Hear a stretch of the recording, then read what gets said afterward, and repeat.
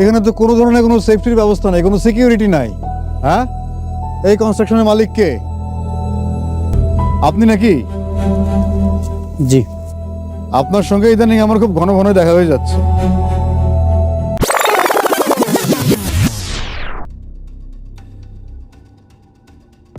আপনি কি কখনো ভেবেছেন যাকে আপনি নিঃস্বার্থভাবে ভালোবেসেছেন, যার জন্য নিজের সব কিছু ত্যাগ করেছেন, সেই মানুষটাই যদি একদিন আপনার জীবনের সবচেয়ে বড় শত্রু হয়ে দাঁড়ায়, তখন আপনি কি করবেন? আর যদি এমন একটা সত্য লুকিয়ে থাকে যা আপনার পুরো জীবনটাই উল্টে দিতে পারে, তখন আপনি কি সেই সত্যের পেছনে ছুটবেন, নাকি নিজের ভেঙে যাওয়া জীবনকে গুছিয়ে নেওয়ার চেষ্টা করবেন? ভিডিওটা শুরু করার আগে একটা অনুরোধ, আপনি যদি এমন গভীর গল্প, সম্পর্কের বাস্তবতা আর চমকে ভরা নাটকের বিশ্লেষণ পছন্দ করেন, তাহলে এখনই আমাদের চ্যানেলটি সাবস্ক্রাইব করে পাশে থাকা বেল আইকনটি অন করে দিন। কারণ সামনে যা আসছে তা শুধু একটা গল্প না, এটা এক একটা চরিত্রের মানসিক যুদ্ধের এক ভয়ঙ্কর যাত্রা। আসসালামু আলাইকুম বন্ধুরা, কেমন আছেন সবাই? আজকের ভিডিওতে আমরা নিয়ে এসেছি গরিব ঘরের রাজপুত্র নাটকের এপিসোড ২১-এর এমন এক বিশ্লেষণ যা শুধু গল্প বুঝতে সাহায্য করবে না, বরং আপনাকে চরিত্রগুলোর ভেতরের মানসিক অবস্থাও অনুভব করাবে। গল্পের এই পর্যায়ে এসে আমরা দেখতে পাই অনিক সম্পূর্ণভাবে ভেঙে পড়েছে। একসময় যে মানুষটা বিশ্বাস করত ভালোবাসা সবকিছু জয় করতে পারে, আজ সেই মানুষটাই নিজের জীবনের প্রতিটা সিদ্ধান্ত নিয়ে সন্দেহে ভুগছে। সে এখন বুঝতেই পারছে না তার আসল ভুলটা কোথায় ছিল, কিংবা সে আদৌ কোনো ভুল করেছে কিনা। যে মেয়েটাকে বাঁচানোর জন্য সে নিজের জীবন, তার স্বপ্ন, তার শান্তি সবকিছু ত্যাগ করেছিল, সেই মেঘলাই আজ তার সবচেয়ে বড় বিপরীত শক্তি হয়ে দাঁড়িয়েছে। শুধু তাই না, তার বিরুদ্ধে মামলা, অভিযোগ, সামাজিক অপমান সবকিছু একসাথে তার জীবনকে অন্ধকার করে দিয়েছে। এখানেই সবচেয়ে বড় প্রশ্ন দাঁড়ায়, ভালোবাসা কি সত্যিই সবসময় সঠিক সিদ্ধান্ত আনে, নাকি ভালোবাসা কখনো কখনো মানুষকে নিজের অজান্তেই ধ্বংসের পথে নিয়ে যায়? অন্যদিকে মেঘলার জীবনও বাইরে থেকে যতটা শক্ত দেখায়, ভেতরে ততটাই ভেঙে পড়া। তার চারপাশে একের পর এক ষড়যন্ত্র, ভুল বোঝাবুঝি আর এমন কিছু সত্য ঘুরছে যেগুলোর আসল চেহারা সে এখনও পুরোপুরি জানতে পারেনি। সে একদিকে নিজের সন্তানকে বাঁচাতে চায়, অন্যদিকে নিজের সম্মান আর অস্তিত্ব রক্ষা করতে চায়। এই জায়গায় এসে মেঘলার মধ্যে একটা পরিবর্তন দেখা যায়। সে বুঝতে শুরু করে এই পৃথিবীতে শুধু ভালো থাকা যথেষ্ট নয়, শক্তও হতে হবে, না হলে সবাই তাকে ব্যবহার করে যাবে। ঠিক এখানেই গল্পে আসে সবচেয়ে গুরুত্বপূর্ণ টার্নিং পয়েন্ট, অনিক এবং মেঘলার মুখোমুখি সংঘর্ষ। এই দৃশ্যটা শুধু একটা বিতর্ক না, এটা দুটো ভাঙা মানুষের একে অপরের বিরুদ্ধে চূড়ান্ত মানসিক বিস্ফোরণ। অনেক মেঘলাকে দায়ী করে প্রতিটা ঘটনার জন্য, তার গ্রেপ্তার, তার অপমান, তার ব্যবসায়িক ক্ষতি, সবকিছুর জন্য। তার চোখে এখন শুধু একটাই সত্য, মেঘলা তাকে ধ্বংস করেছে। কিন্তু মেঘলার প্রতিক্রিয়া এখানে আরও রহস্য তৈরি করে দেয়। সে চুপ থাকে না, আবার পুরো সত্যও বলে না। তার চোখে এক ধরনের অস্থিরতা, ভয় আর লুকানো কষ্ট দেখা যায়, যেন সে এমন কিছু জানে যা বলা তার জন্য আরও বড় বিপদ ডেকে আনবে। এখানেই দর্শকের মনে প্রশ্ন তৈরি হয়, মেঘলা কি সত্যিই দোষী, নাকি সে নিজেও কারো বড় পরিকল্পনার শিকার? আর ঠিক এই প্রশ্নের মাঝখানেই আসে রাতুলের ছায়া। রাতুল এই গল্পের সবচেয়ে ধূর্ত চরিত্র। সে একদিকে মেঘলার পাশে থাকার অভিনয় করছে, তাকে সাপোর্ট দিচ্ছে, তাকে নিরাপত্তার ভরসা দিচ্ছে, অন্যদিকে ধীরে ধীরে পুরো পরিস্থিতিকে নিজের নিয়ন্ত্রণে নিচ্ছে। তার লক্ষ্য একটাই, মেঘলাকে নিজের করে নেওয়া এবং তার সম্পত্তির ওপর নিয়ন্ত্রণ প্রতিষ্ঠা করা। কিন্তু সে এটা সরাসরি করছে না, সে করছে ধীরে, কৌশলে এবং পরিকল্পনা করে। সে অনিকের ঘৃণিষ্ঠ লোকদের টাকা দিয়ে নিজের দিকে টেনে নিচ্ছে, সে তথ্য নিয়ন্ত্রণ করছে, সে পরিস্থিতি এমনভাবে সাজাচ্ছে যেন সবাই একে অপরকে সন্দেহ করতে শুরু করে। এটাই সবচেয়ে ভয়ঙ্কর অংশ, যখন শত্রু সামনে থাকে না, বরং চারপাশে ছড়িয়ে থাকে। এদিকে গল্পের আরেকটা বড় রহস্য হচ্ছে মেঘলার সন্তান। ডিএনএ রিপোর্ট অনুযায়ী অনিক এই সন্তানের বাবা নয়, কিন্তু মেঘলা বারবার বলছে এই সন্তান অনিকেরই। এখানেই পুরো গল্প একটা বড় দ্বন্দ্বে দাঁড়িয়ে যায়। ডিএনএ রিপোর্ট কি সত্যি, নাকি এটা কোনোভাবে পরিবর্তন করা হয়েছে, নাকি পুরো ঘটনাটা একটা পরিকল্পিত ষড়যন্ত্র? যদি এটা ষড়যন্ত্র হয়, তাহলে প্রশ্ন আসে, এর পেছনে কে? রাতুল, নাকি আরও বড় কোনো অজানা শক্তি? এদিকে অনিকের মানসিক অবস্থা আরও ভেঙে যাচ্ছে। সে এখন শুধু রাগী না, সে কনফিউজড, ভেঙে পড়া আর একা। সে বুঝতেই পারছে না যে মানুষটাকে সে সবচেয়ে বেশি ভালোবেসেছিল সে কি সত্যি তাকে ব্যবহার করেছে। তার ভেতরে এখন দুটো মানুষ লড়াই করছে। একজন বিশ্বাস করতে চায় মেঘলা নির্দোষ, আর একজন চায় সব কিছু শেষ করে দিতে। এই মানসিক দ্বন্দ্বই তাকে সবচেয়ে বেশি ধ্বংস করছে। অন্যদিকে মেঘলা ধীরে ধীরে নিজের ভেতরে নতুন শক্তি খুঁজে পায়। সে বুঝতে পারে এভাবে ভেঙে পড়ে থাকলে সে কিছুই প্রমাণ করতে পারবে না। তাই সে সিদ্ধান্ত নেয় সে আবার উঠে দাঁড়াবে। সে নিজের কেস লড়বে, সে কোর্টে যাবে, সে আইনের মাধ্যমে নিজের সন্তানের অধিকার প্রতিষ্ঠা করবে।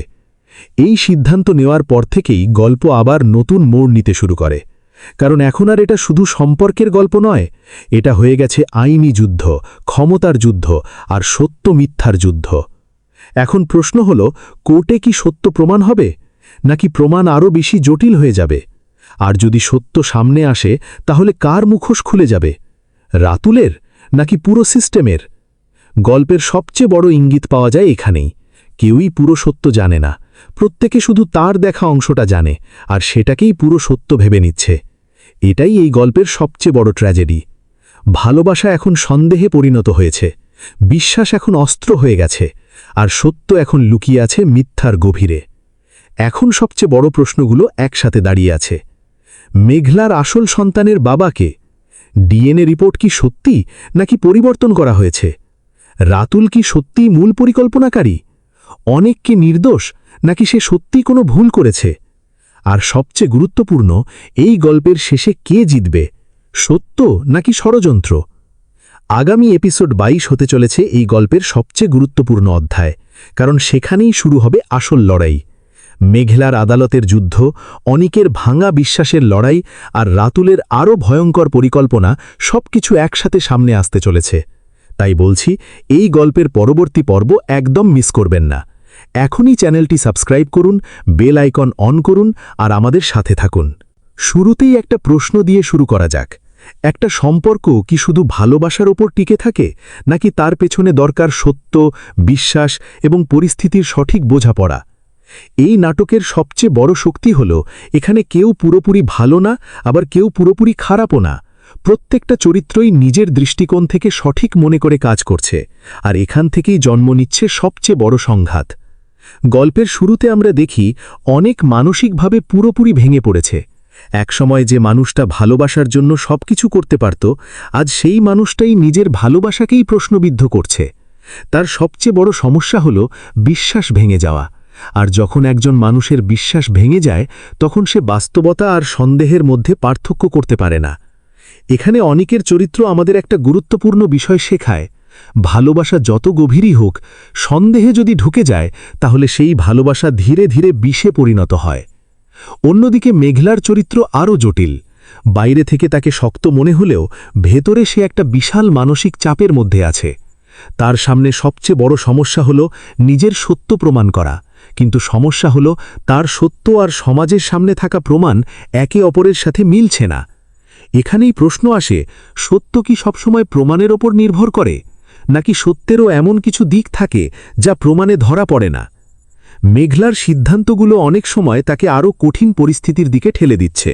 সে একদিকে নিজের সন্তানকে বাঁচাতে চায়, অন্যদিকে নিজের সম্মান আর অস্তিত্ব রক্ষা করতে চায়। এই জায়গায় এসে মেঘলার মধ্যে একটা পরিবর্তন দেখা যায়। সে বুঝতে শুরু করে এই পৃথিবীতে শুধু ভালো থাকা যথেষ্ট নয়, শক্তও হতে হবে, না হলে সবাই তাকে ব্যবহার করে যাবে। ঠিক এখানেই গল্পে আসে সবচেয়ে গুরুত্বপূর্ণ টার্নিং পয়েন্ট, অনেক এবং মেঘলার মুখোমুখি সংঘর্ষ।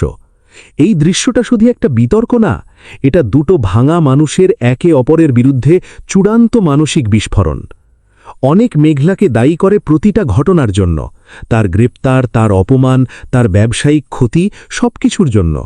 তার চোখে এখন শুধু একটাই সত্য, মেঘলা তাকে ধ্বংস করেছে। কিন্তু মেঘলার প্রতিক্রিয়া এখানে আরও রহস্য তৈরি করে দেয়। সে চুপ থাকে না, আবার পুরো সত্যও বলে না। তার চোখে এক ধরনের অস্থিরতা, ভয় আর লুকানো কষ্ট দেখা যায়, যেন সে এমন কিছু জানে যা বলা তার জন্য আরও বড় বিপদ ডেকে আনবে। এখানেই দর্শকের মনে প্রশ্ন তৈরি হয়, মেঘলা কি সত্যিই দোষী, নাকি সে নিজেও কারো বড় পরিকল্পনার শিকার? আর ঠিক এই প্রশ্নের মাঝখানেই আসে রাতুলের ছায়া। রাতুল এই গল্পের সবচেয়ে ধূর্ত চরিত্র। সে একদিকে মেঘলার পাশে থাকার অভিনয় করছে, তাকে সাপোর্ট দিচ্ছে, তাকে নিরাপত্তার ভরসা দিচ্ছে, অন্যদিকে ধীরে ধীরে পুরো পরিস্থিতিকে নিজের নিয়ন্ত্রণে নিচ্ছে। তার লক্ষ্য একটাই, মেঘলাকে নিজের করে নেওয়া এবং তার সম্পত্তির ওপর নিয়ন্ত্রণ প্রতিষ্ঠা করা। কিন্তু সে এটা সরাসরি করছে না, সে করছে ধীরে, কৌশলে এবং পরিকল্পনা করে। সে অনিকের ঘৃণিষ্ঠ লোকদের টাকা দিয়ে নিজের দিকে টেনে নিচ্ছে, সে তথ্য নিয়ন্ত্রণ করছে, সে পরিস্থিতি এমনভাবে সাজাচ্ছে যেন সবাই একে অপরকে সন্দেহ করতে শুরু করে। এটাই সবচেয়ে ভয়ঙ্কর অংশ, যখন শত্রু সামনে থাকে না বরং চারপাশে ছড়িয়ে থাকে। এদিকে গল্পের আরেকটা বড় রহস্য হচ্ছে মেঘলার সন্তান। ডিএনএ রিপোর্ট অনুযায়ী অনেক এই সন্তানের বাবা নয়, কিন্তু মেঘলা বারবার বলছে এই সন্তান অনেকেরই। এখানেই পুরো গল্প একটা বড় দ্বন্দ্বে দাঁড়িয়ে যায়। ডিএনএ রিপোর্ট কি সত্যি, নাকি এটা কোনোভাবে পরিবর্তন করা হয়েছে, নাকি পুরো ঘটনাটা একটা পরিকল্পিত ষড়যন্ত্র? যদি এটা ষড়যন্ত্র হয় তাহলে প্রশ্ন আসে, এর পেছনে কে? রাতুল, নাকি আরও বড় কোনো অজানা শক্তি? আপনারা হইলেন বড় লোক মানুষ, নানান জায়গায় আপনাদের চলাফেরা, নানান মানুষের সঙ্গে মেলামেশা। এখন একটা প্রশ্ন, যদি অনেক সাহেব সত্যিই এই সন্তানের বাবা না হন, তাহলে এই পুরো গল্পটা কোন দিকে যাবে? সত্যিটা সামনে এলে কি সব সম্পর্ক এক মুহূর্তে ভেঙে পড়বে, নাকি নতুন কোনো সত্য জন্ম নেবে? আর যদি এই পুরো ঘটনাটা শুরু থেকেই একটা পরিকল্পিত ফাঁদ হয়, তাহলে এর পেছনে আসল খেলোয়াড় কে? আসসালামু আলাইকুম, কেমন আছেন সবাই? আশা করি সবাই ভালো আছেন।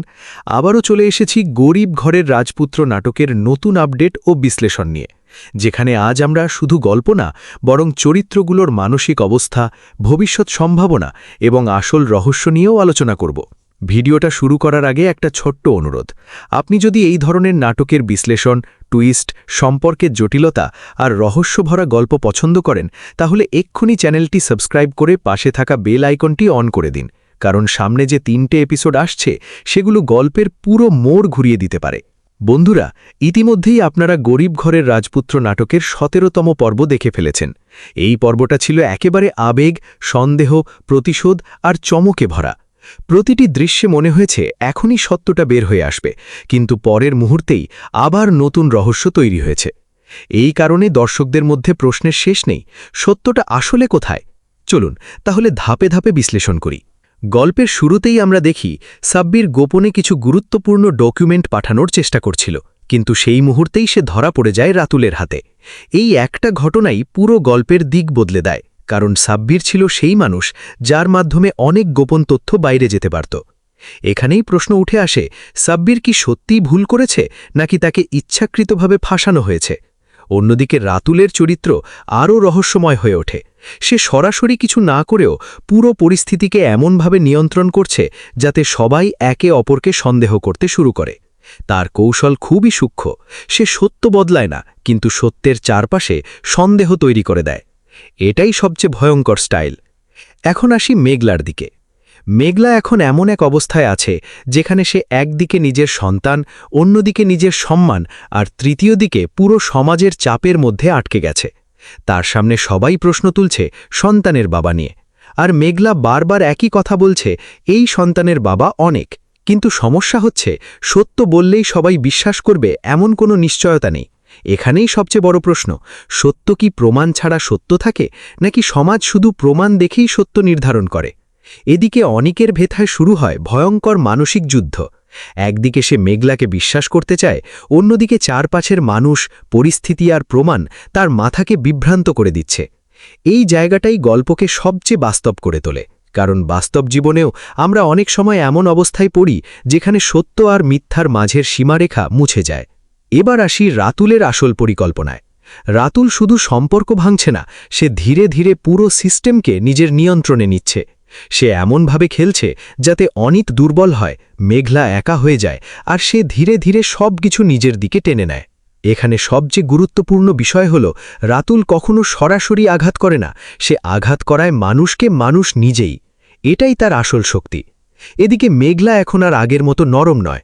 সে বুঝে গেছে শুধু কষ্ট পেয়ে বসে থাকলে কিছুই হবে না, তাই সে সিদ্ধান্ত নেয় সে আইনের পথে যাবে।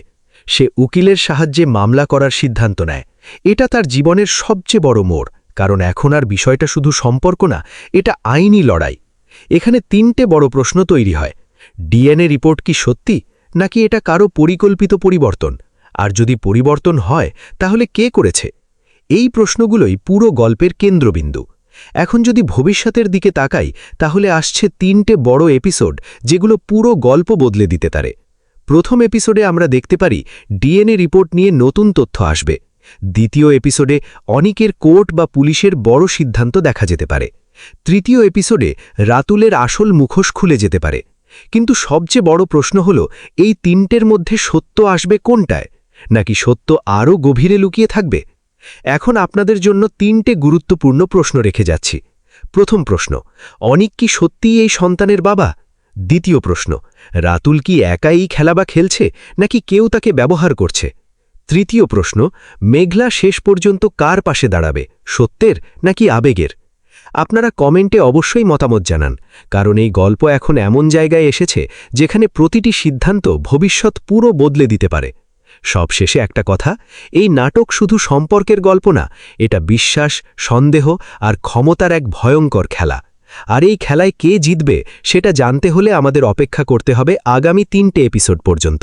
আজকের এই ভিডিওতে আমরা গরিব ঘরের রাজপুত্র নাটকের এপিসোড 21-এর পুরো ঘটনাকে একদম গভীরভাবে বিশ্লেষণ করব এবং একই সাথে বুঝে নেব এপিসোড 22-এ কি ভয়ঙ্কর মোড় আসতে পারে, কোন চরিত্র কোন দিকে যাবে, আর সত্যের আসল দরজা কবে খুলবে।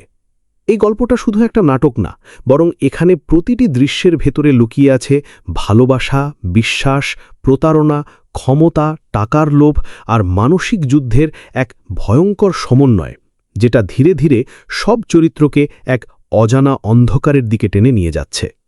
গল্পের শুরুতেই আমরা দেখি মেঘলা একজন উকিলের সামনে বসে আছে। তার চোখে ক্লান্তি আছে, তার মুখে কষ্ট আছে, কিন্তু তার ভেতরের ইচ্ছা এখনও ভাঙেনি। সে একটাই জিনিস চায়, তার সন্তানের আসল পরিচয় যেন সবার সামনে পরিষ্কার হয়ে যায়। কিন্তু এখানেই সবচেয়ে বড় বাধা হয়ে দাঁড়ায় ডিএনএ রিপোর্ট। এই রিপোর্ট বলছে কিছু একটা যা মেঘলার পুরো দাবি উল্টে দিচ্ছে। এই জায়গাটাই গল্পটা প্রথম বড় ধাক্কা খায়। এখন প্রশ্ন হচ্ছে, একটা ডিএনএ রিপোর্ট কি কখনো ভুল হতে পারে, নাকি এখানে সত্যিই কেউ রিপোর্ট নিয়ে খেলা করছে?